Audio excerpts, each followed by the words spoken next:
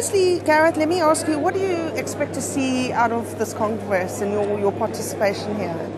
Well, I think it's always great to get together with, the industry. There are all sorts of players here from, the diamond producers, manufacturers, dealers, retailers, and so on. I think it's important that the industry focuses on challenges and is very upfront about them, and then finds appropriate ways to address them. I've seen what this industry is capable of doing. If you take, say, the Kimberley process, the Conflict Diamonds was a major challenge faced by this industry.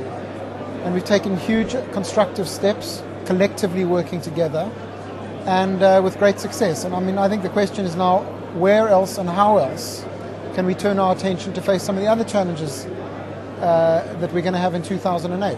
What are the main challenges for 2008? Well, clearly the first one is global. I think the first major challenge you're going to face in 2008 is a slowdown in global growth. And so the question is, what do we do about that? How do we make our product the product that people have to buy, if they're going to be more conservative in their spending patterns? And how do we create very compelling consumer offers, really exciting in-store experiences, great marketing? These are all the sorts of things we're going to have to be really good at in 2008. What is a little bit about production? What is De Beers' next big mine? Well, we've got 4 mines we're currently developing. 2 mines in Canada, which will be coming online this year. One is called Snap and one is called Victor.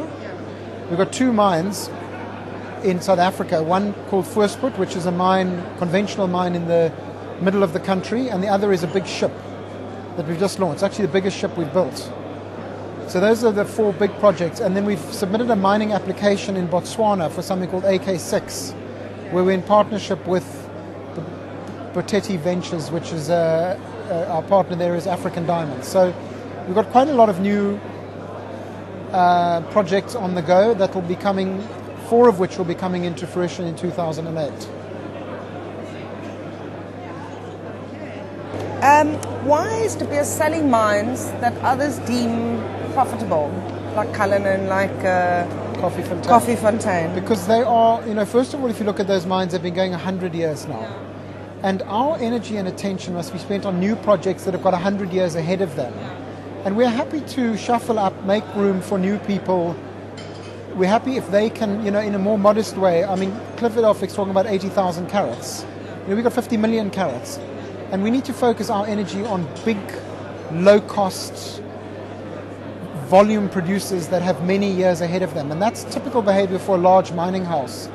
Rio, BHP, Anglo, De Beers, that would be their kind of strategy, I think, generally, to their portfolio. We want to be at the bottom end of the cost curve in our portfolio, and we're very, very happy to create new opportunities for other players. What are your plans? You've spoken a bit about your plans in Canada. You've spoken a bit about how far you are from reaching full production. What is your overall production expectations for this year? This year, about the same as last year. So around 51 million carats. But that is going to depend on the power situation in South Africa. Obviously, if we lose, at the moment, South Africa, they're talking about 10% loss of power. At that level, we may be able to manage around it. But if it's more than that, it's going to dent production. And, that in turn will have impact on rough pricing. And you've seen that in a lot of the other minerals. You're starting to see prices, escalating rapidly because people are foreseeing a shortage of product. So, as I said in my speech, it's quite a difficult year for sales planning and so on. The financial report said that De Beers published indices of 3% decrease in group sales. What caused the decrease? Well, one of the major contributors was we bought less from the Russians. Okay. In terms of our agreement with Alrosa, we bought 100 million less from them. So we obviously don't then have that available to sell. But it doesn't mean to say that it wasn't sold through other channels onto the open market. But that was the major contributor to our 3% sales. How will the legal settlement in the US affect De Beers? I don't think it will significantly. We just want to get it out of the way and behind us. We think it's good for everyone in the industry. But at this stage, we don't have any particular plans And so, we want to get through that hoop, and then we'll reevaluate. One last comment, since we are in Israel, what is the future path for relations between Israel and DTC? Well, I think they're very, very good. I mean, Right. I think De Beers and the DTC have always been very supportive of the Israeli industry. I mean, today we had, the reopening, I guess you'd call it, of the Harry Oppenheimer Museum. Right. We've put a lot of money into it.